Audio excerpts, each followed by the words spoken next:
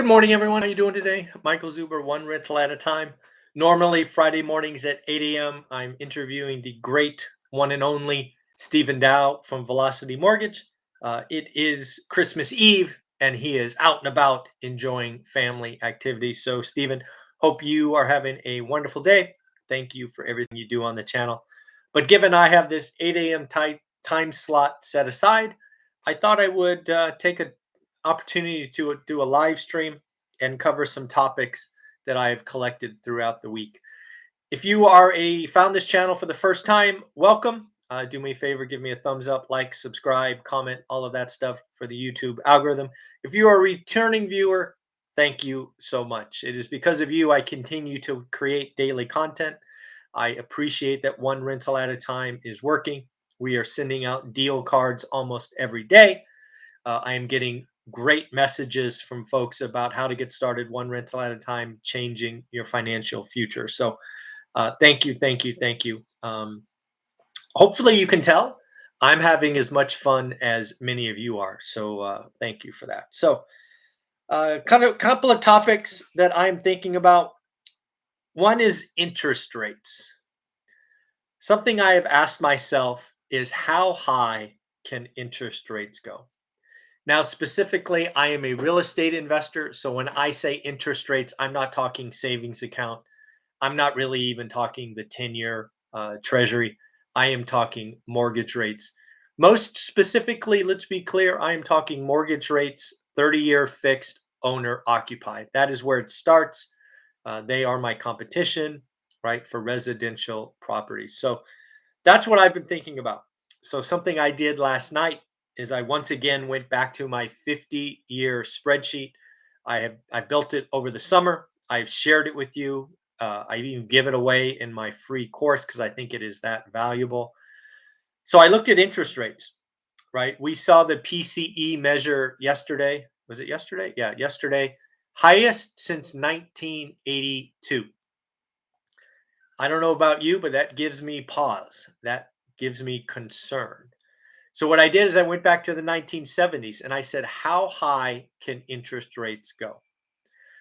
Uh, this is obviously when I talk about Jerome Powell becoming Paul Volcker. This is really what I am concerned about: is how high can Jerome Powell take rates if Jerome Powell goes, I am going to break inflation no matter what happens. So you can go back and look at the 1980s. And again, I give the spreadsheet away for free and see that Paul Volcker took interest rates from 8% to over 16%. Again, this is the 30-year mortgage.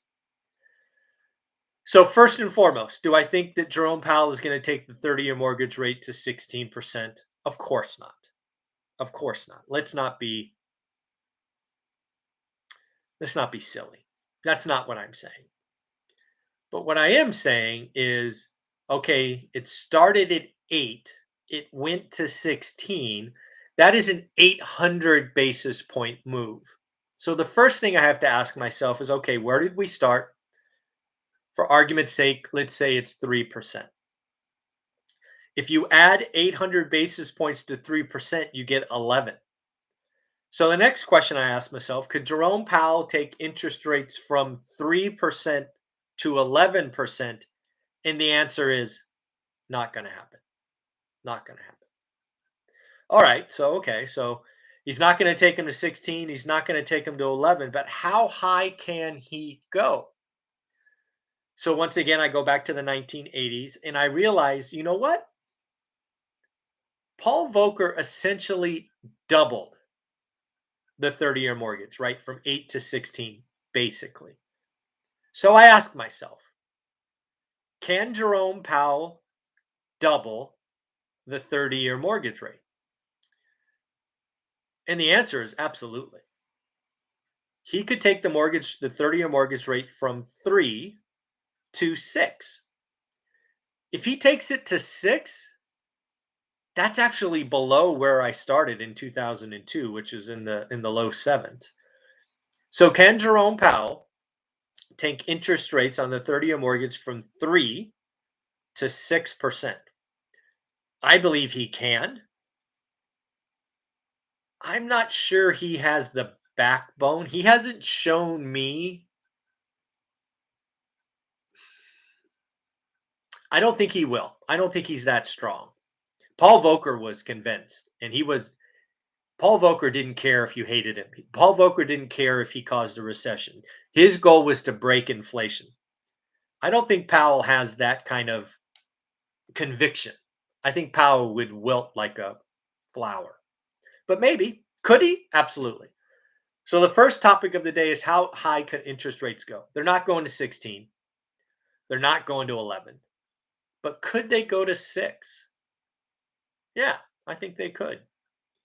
What happens at 6? That's the next question, right? What happens to housing, my investment choice, if interest rates go to 6%? Well, again, I've given you the answer. I've given you the answer. It's in the 50-year spreadsheet. The first thing, and the thing that you could count on, is real estate transactions would fall off a cliff. Yes, dare I say it, real estate transactions would crash. They would crash. I don't remember off the top of my head, but I think they went down 60% because interest rates double, people, right? It's less affordable when interest rates double. But here's the big question for me is what happens to prices, values? Well, again, the answer is in the spreadsheet.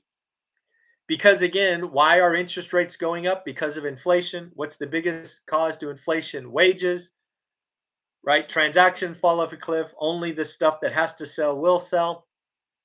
Prices will slow down. They won't go negative. So that's the first topic of the day is how high interest rates could go. Again, I think the upper limit is 6%. Again, this is 30 years. If that happens, what happens to real estate? Transactions fall, values flatten out. Again, you could look at my 50-year spreadsheet, which I give you free to look at in the course.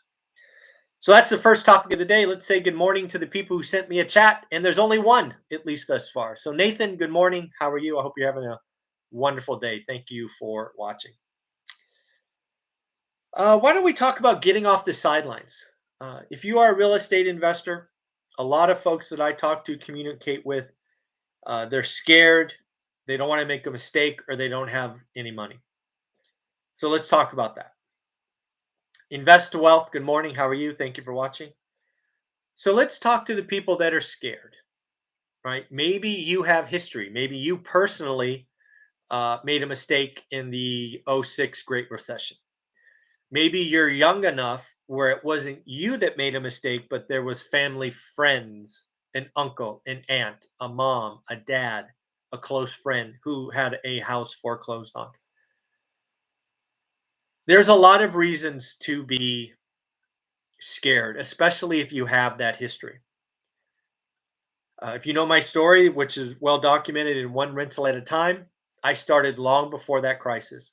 There were warning signs that it was getting stupid, and I talk about it in the market. We talked about it ad nauseum about decline. I declined tenants that got home loans. That should not happen.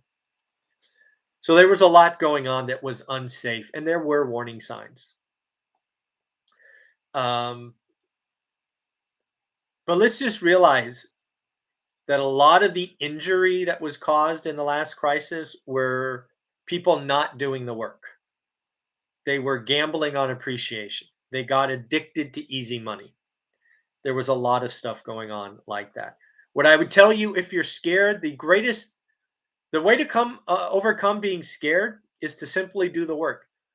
Practice, practice, practice. Build up that repetition, right? If you want to become confident in something, you practice. And that's what we give you in the course, How to Get Started One Rental at a Time. Let's say good morning to other people who've joined. Dion, good morning. How are you? Leo, good morning. Lumberjack, yep. I'm getting my voice ready for our 9 o'clock. I'll be looking forward to that on your channel.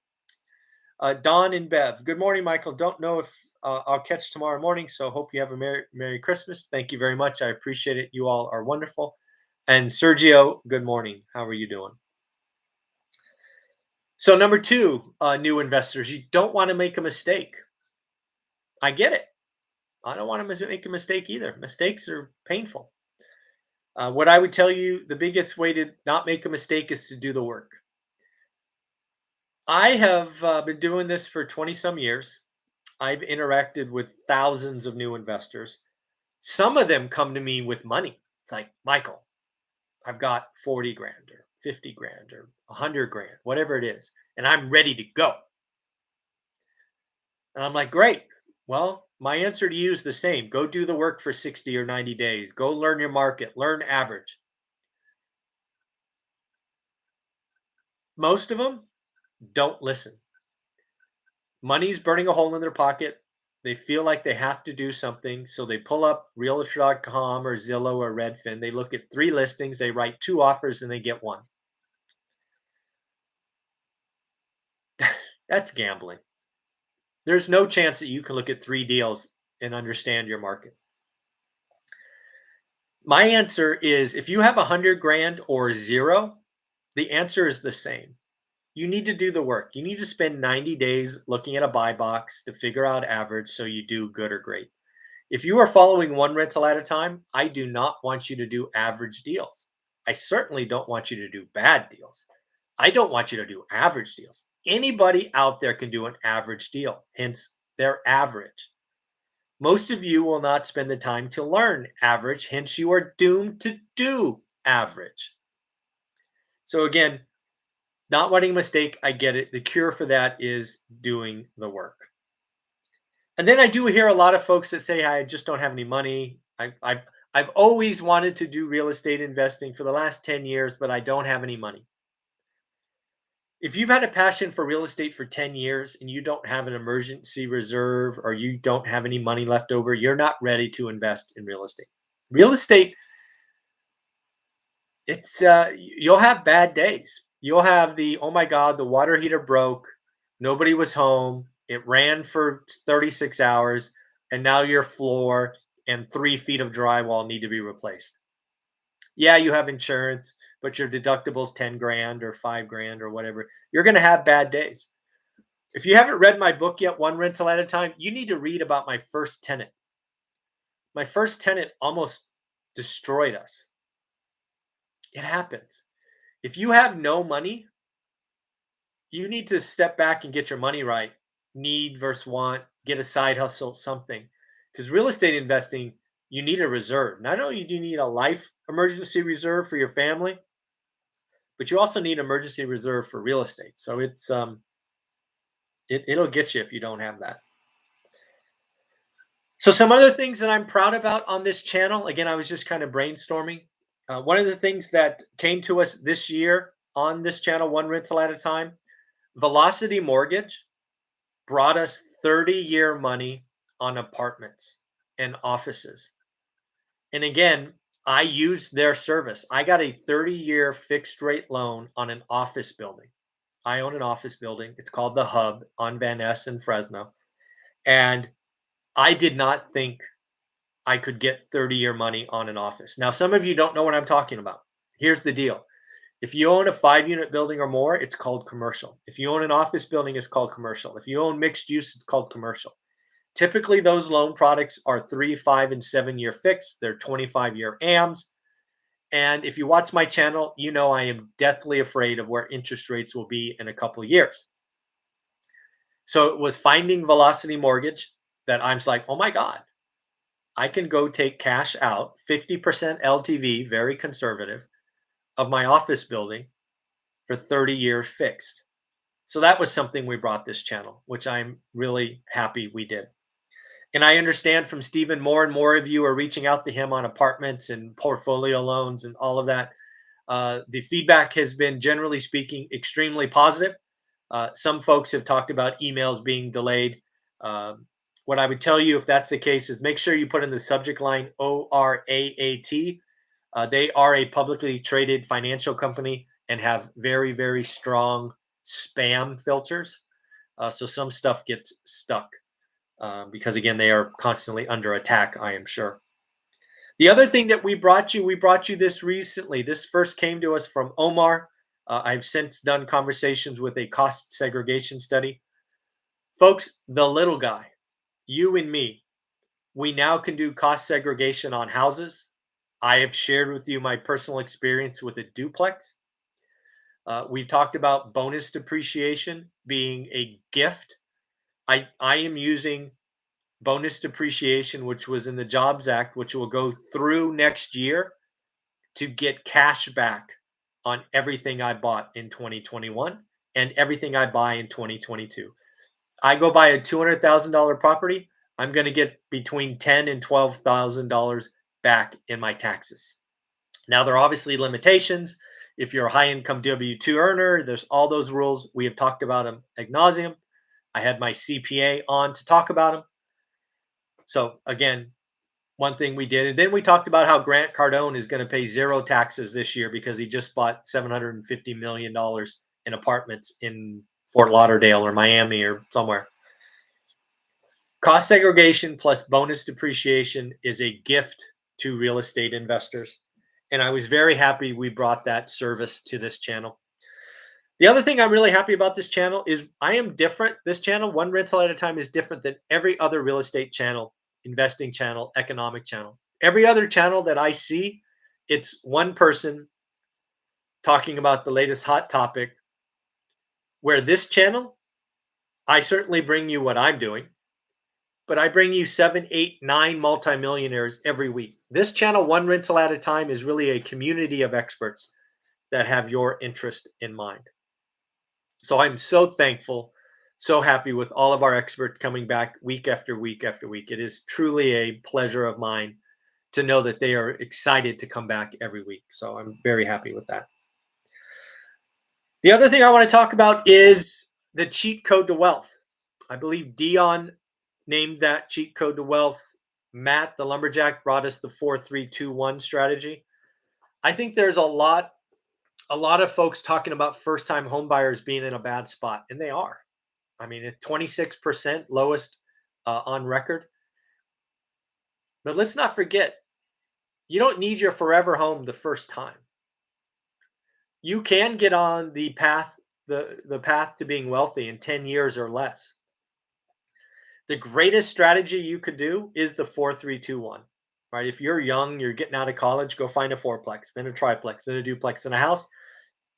And by the time you're 30, 31, 32, you're probably a millionaire. It's that simple. Something I write about in my second book, write about a young investor who did a 203K loan in Southern California as his first deal. He moved in with his wife. I think he was married at the time. Yeah, I think so. And went on to bigger and better things. We've talked about,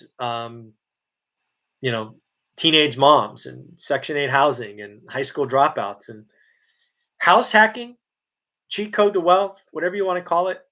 Todd Baldwin, grew up and he's been featured on CNBC Millionaire, Millennial, whatever it is. Roommates. If you want it, there is a way. There just is. But you got to sacrifice. You got to slow down to go fast. There's lots of things going on. Perhaps the greatest thing that I'm worried about is inflation right now. I believe inflation is running ahead of wage growth. My question is how inflation has to roll over by the summer of next year. If we still have accelerating inflation into the summer next year, get ready for some Paul Volcker-like stuff. Because again, what did CPI come out at 6.8? It's really 10. PPI was 9.2. Shoot, PCE was 5.6. All numbers worst since the 80s. If all of those numbers are higher in July, we got a problem. Yeah, that would not be good. But I think we are in for wage inflation. And why wage inflation? I think the employee is going to have the power. I think the lower end of the wage, strata or whatever level, they're going to see some goodness. I think wages will go more than inflation. Unfortunately, a lot of that will be eaten up with higher gas and rent and all of that. But yeah, we need to get inflation under control. And then a couple of things that I haven't talked about, I don't think ever, the keys to getting rich or staying rich. Number one, and this is one that again from personal experience, you never want to get over leveraged or have one investment that could wipe you out. If you know my story at all, you know that I got stupid and lost 80% of my wealth because I was stupid and doing I was gambling, not investing. The stock market taught me a lesson. Fraud taught me a lesson. Two companies that were publicly traded and audited busted me. So you don't want to be invested where one bad event can wipe you out. Two, I don't think enough people appreciate time in the market. So I want to give you an example of my story. Again, I write about it in the book, get it on Amazon. I buy a house on Norris Drive. This is the same house that the tenant screwed me. So it's poignant, I guess. Roughly speaking, we put $20,000 in that house to buy it. About 2.5 years later, I take $40,000 out of the house via a cash out refi. So I put 20 in, I take 40 out. Now, unfortunately, I took too much out, and now this house becomes a alligator, which again is in the book. It's not a good thing, but it happened. But in that first house, at this point, I have none of my own money. That $40,000 becomes two more properties. So now that 20 grand became 40, but now I have three houses. Pretty cool. Those three houses eventually are sold via a 1031 exchange, and those three houses become, I think, 24 units. Again, that same 20 grand. Now, fast forward, it's probably year 8, it's 24 units. My equity position in the 24 units is hundreds of thousands of dollars. My cash flow is in the thousands of dollars. Pretty cool. So now you take those 24 units and you fast forward to 2020 or 2021. Those 24 units now are 18 because I sold one of the buildings. I am sitting on hundreds of thousands of dollars in cash from that sale. Those units that used to be producing thousands are now producing even more. All of that because of the first 20 grand. That first 20 grand grew into probably $500,000 in equity, well over $200,000 in cash. I have $0 of my own money. I have negative money. I have negative 180 grand or something in those units. Time in the market beats timing the market. I bought these properties. Here's a secret. I sold the house at a peak. I bought properties at the peak. 1031 exchange. You sell, you buy. I just moved out of very expensive into not very expensive, right? Houses to apartments. So again, time in the market. Reuse capital. When you get momentum going, I think Dion calls this the snowball. Don't slow it down, right? I put the 20 in, I took 40 out. I could have blown half that. Hey, I took the 20, I got my 20 back. I'll invest that 20, but let me go buy a new whip. Let me go take a new vacation with the other 20. No, no, no, no, no. Get this thing rolling. And then a decade later, go do some cool things. Again, house hacking, roommates, 4321. If you're getting started, or if you're, again, my experts are so wonderful. Anna Kelly, REI mom. She's living in Texas in a big old house. She's got 2 kids. She makes the financial decision to move to Pennsylvania. She moves in with her in-laws for like 9 months. Do you think that was fun? Even if you love your mother-in-law, that was not fun. Then she moves into a fourplex. Can you imagine going from a big ass house in Texas to a fourplex? Why the heck would she do that? She wanted to take her largest expense, housing, make it zero so she could save more and ultimately build a portfolio of real estate that allowed her to retire and spend time with her babies. She's an amazing, amazing investor. How many of you are willing to take that leap? Sell your house, buy a fourplex. Anna Kelly did it. If it's good enough for Anna, it's good enough for all of us. Something to think about, right? Do the math.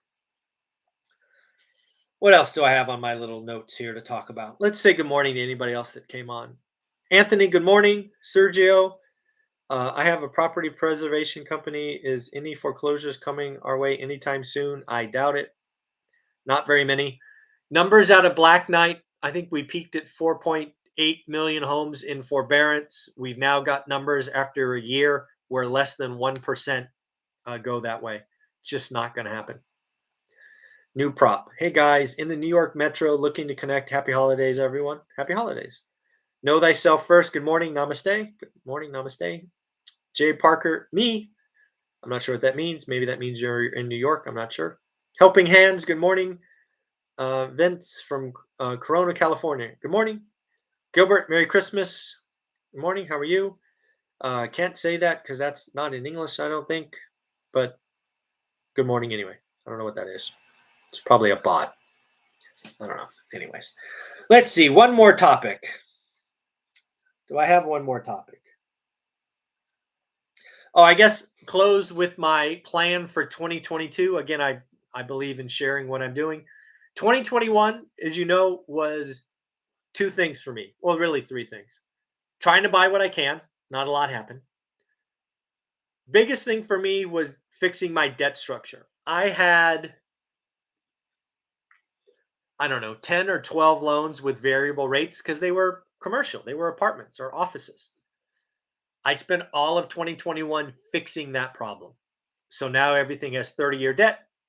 A lot of that stuff is thanks to Velocity Mortgage. 30-year debt apartments, I didn't think it was possible, but he took care of us. Number Now the plan for 2022 is I'm going to buy hopefully at least $2 million in good or great deals. I am going to get cash back on every purchase, again, via cost segregation and bonus depreciation. I obviously don't have a W-2, so I'm a real estate professional, so I can do that. But yeah, that's my plan. 2 million bucks. Only good or great deals. Going to give it a shot. I figure that in my market, that's probably, actually, I don't know what it's going to be. It could be one. It could be one apartment for all I know. But yeah, I'm going to try to buy at least 2 million bucks next year. I'm not selling anything. No more flips. No more. No more flips. At least not next year. If I had to do it over again, I think I would hold at least half of my flips, if not every single one of them. Yeah. Flipping is fun. I liked helping new investors, but damn, I didn't need the money. I should have held those damn things. All right, let's make sure we say good morning to everyone. Jay Parker, fourplex was me. I don't know what that means. Oh, okay, cool. Good morning, the Riley Aok. Good morning. How are you, Ethan? The non-QM lending, will they do a mobile home park? Don't know, Ethan. You have to call them and ask. Don't know. SDAO at Velocity Mortgage. You need to ask them. I don't know. King and Anthony. Hi, hey everyone. What award are we going to give Michael for doing these videos every day? We need to come. You don't need to give me an award. I appreciate it. Nope, I'm good. I do this because I want to, because I have fun. I promise you, if I stop having fun, I will just not show up anymore. Don't need an award. Thank you very much. The award you can give me is share the channel with your friends.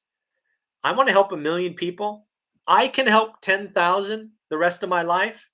I need you to help me help 990,000. That's all. Invite your friends. Thank you, know thyself, Sergio. I am flipping vintage trailers. Any advice? No advice. I only talk about what I know. I am working with a gentleman who calls himself the King of Trailers to create some bonus content that's going to launch next year. That's why the course is going up. But yeah, I'm sorry, I don't have any advice. Same advice: buy low, sell high. Watch your repair costs. Yep, yep. Sharing my content would be very helpful. So I want to thank you, everyone. I only wanted to do a half hour this morning. I want to rest, get ready for the Three Amigos. Again, we will be going live at 9 a.m. Pacific, about 30 minutes on the Lumberjacks channel. It's going to be interesting. We have some questions from our Facebook group and the like. So happy Christmas Eve. Merry Christmas if I don't talk to you. I will be back tomorrow at 8 o'clock a.m. Pacific, just because that's what I do. Have a wonderful, wonderful day. I hope all is well. Don't forget that my course goes up January 1st. If you don't buy it now, I can't help you. We are adding ridiculous amounts of bonus content. So the price is going up. And if you want my mentoring option, you really need to get that one, because that one's going to go up a lot, because I value my time, and it's getting purchased more and more. So that's going to go up. So take care. Bye.